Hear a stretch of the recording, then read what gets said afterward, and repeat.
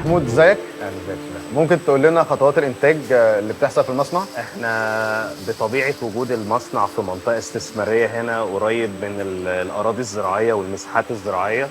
عندنا هنا اول حاجه الخامه بتجيلنا في مرحله الاستلام، بتتقطع طبقا لمواصفه العميل في الاتحاد الاوروبي، وبنرميها في منطقه الاستلام في حوض الاستلام بتتغسل.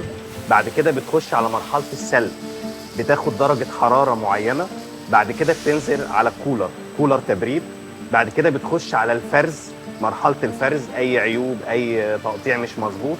بعد كده بتخش على اهم مرحله وهي السي سي بي 1 اللي هي كريتيكال كنترول بوينت، اللي هي نقطه تحكم حرجه في كشف المعادن، لو في معدن في الخامه الزراعيه ولا حاجه من قبيل هذا. بعد كده بتخش على مكنه التعبئه، بتتعبى بقى حسب حجم العبوه اللي العميل عايزها. بعد ما بتطلع من مكنه التعبئه بتخش على مرحله الوزن. في عميل بيطلب وزن معين بيتوزن بيه العلبه كل عبوه. بعد كده تخش على مرحله المحلول، ودي طبعا اهم محلول. لو خضار هيبقى محلول ملحي، لو فاكهه بيبقى محلول سكري. بعد ما بتطلع من مرحله المحلول بتخش على السيمنج، عمليه القفل، ودي سي سي بي 2 بالنسبه لنا نقطه تحكم حرجه. علشان البكتيريا والكلام ده كله لازم يكون القفل مظبوط طبقا للمواصفه القياسيه المصريه.